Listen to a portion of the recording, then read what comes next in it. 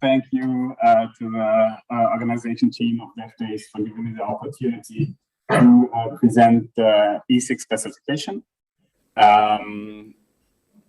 And also to introduce the challenges we are currently facing when trying to solve a patient merge within the context of ISiK.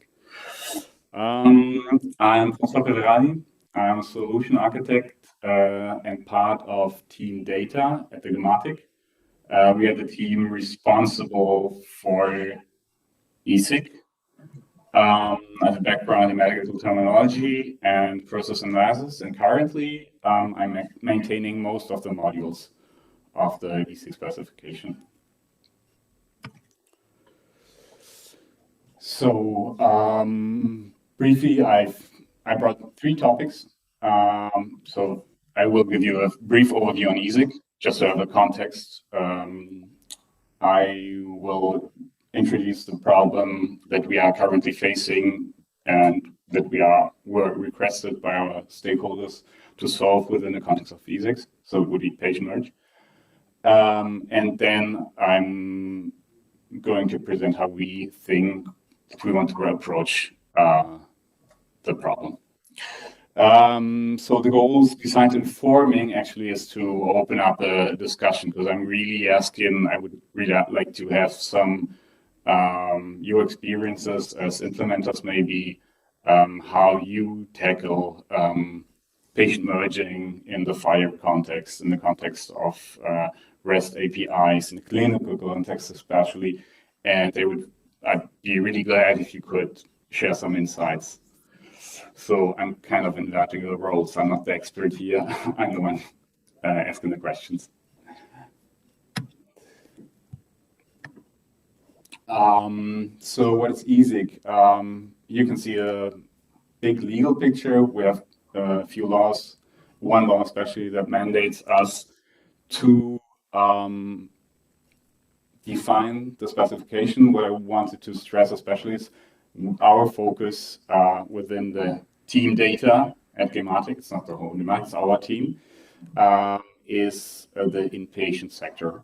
So all we're defining is basically not only, but the main focus at least are hospital information systems. So speaking of EHRs, HR systems. And of course, there are other, Julian already mentioned the KBV, which are responsible for the outpatient sector. Nursing is at the moment less important. We are not focusing right now on the maintenance. ISiK is a set of different modules. So it has some analogies to what Julian of the MEE presented, except we have one base there's one base module, which is the foundational module, which is base, the base module, Basismodul, and which all other modules are depending on. The other modules are more use case centric. There's one for medication, for security, scheduling. I will say 2 words about that, for document exchange, as well as for vital signs and body measurements. All the modules are published on Simplifier, a Simplifier project. You could find them by searching for Gematik project within Simplifier, and all the pipelining is pretty similar to what Julian of the MEE presented. So the base module, as I said, gives some foundational functionality. It offers an API for searching patients based on demographic criteria. You could query patient's insurance information and create the diagnosis of a patient. The resources we used for constraining profiles are both like the standard FHIR resources for covering both medical and administrative workflow, so it's mainly patient, encounter, account, and some others. So also the appointment module is relying on the base model for foundational functionality. And as the title says, it is mainly a project which was meant to give a specification to manage available appointments within the clinical setting within hospitals, and which allow to retrieve should allow to retrieve available services. That's the topic, the focus of this module. The constrained resources in this case are schedules, which contain slots and which allow to book appointments with other additional resources. So this was just to have a glimpse on how the whole structure for ISiK is. We have a yearly release cycle. So the first publication started way before my time at Team Data, so in 2021. And the base, so the base module of the first level becomes mandatory for implementation by actually this month actually. Yeah. So hospital information systems, EHR systems will have to get confirmation by that date. We are also, as you can see, in the phase of beginning working groups. And now that we have covered some foundational functionality, which offers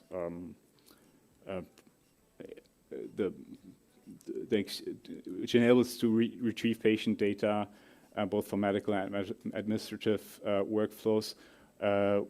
We were asked to solve a foundational technical problem within FHIR. So this is probably the main focus for the working group starting this year. And the topic was patient merge. So we were asked, how should we tackle patient merges? So the problem was actually already discussed several times in this conference. We had talks on solution. I mean, the problem is basically redundant patient data in the hospital setting, in the clinical care setting. And we had talks about solutions. There was a talk on by Happy FHIR master data management. So this would be an open source solution, maybe, which could maybe also be used for POCs. We don't know yet. There was also a talk yesterday about matching and merging. So the problem should be somehow. It seems to be a constant that it is a technical problem which is not definitely solved in the FHIR context right now. The causes are manifold. There are, of course, admission workflows which might rely on manual processing, which is inherently error-prone. And we have also heard from our stakeholders that they have some workflow requirements that systematically require them to produce, especially in the booking of appointments, to produce multiple, so redundant patient data. And this therefore has to, we would have to find a kind of automatized solution to that problem within the ISiK context. And of course, we know from the experiences of our stakeholders from hospital IT that patient mergers are made in the daily hospital routines. Yeah, if we take a technical perspective, there are solutions in the hospitals, at least in some. Vendors offer master patient indexes. So we have to see how the deployments might work with the solution we are approaching. And of course, in the hospital landscape, a rough estimate I only heard about, but 90% of the hospitals and of the EHR systems also are relying on HL7v2 ADT messaging for organizing patient merges. So we have a hybrid environment and would have to handle that. So how are we going to propagate FHIR-based merges into this HL7v2 environment? So what's the status of the project? It's not committed, so it's not a project yet. We are still going to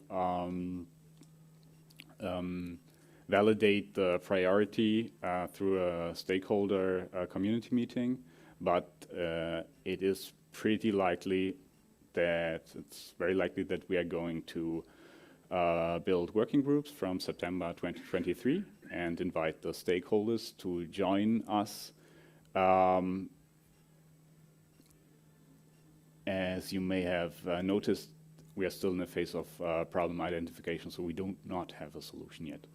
And this is also the problem identification and analysis will be part of the working groups before actually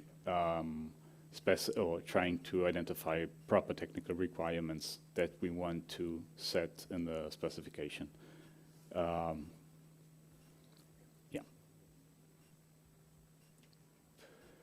So this is, again, one possible view of components in ISiK, and what do we need? Kind of, we have at the core, there's a hospital information system, HR system, which offers different kinds of interfaces, REST APIs, as I told, for subsystems to query patient data. What we do not have, what is not specified, is master patient index or master data management solution. It is not only not specified, but we still have to see how it could fit in the overall specification context. Of course, there are a variety of possible solutions. We could try to merely specify the interface to a black box systems and all the merging logic, matching, and linkage is supposed to happen there, like magic. I had a talk with Graham yesterday, and he said, no, maybe you shouldn't do that. You should try to enforce as much behavior as you can consent within the stakeholder community. So this are maybe also, we should maybe come up at least with certain logic behavior. Like one example was also setting up overall patient identifier for the profile as obliging. What we very probably are going to do to adopt solutions from R4, patient link and match, and we have to assess the maturity of merge in R5. And of course, we want to harmonize, as Julian from the ME earlier said, with the profiles existing, which have also been designed in some way to support MPI functionality, as I've understood. Broad goals, the specification should be generic, so the stakeholders told me they do not want one use case like appointment booking solution.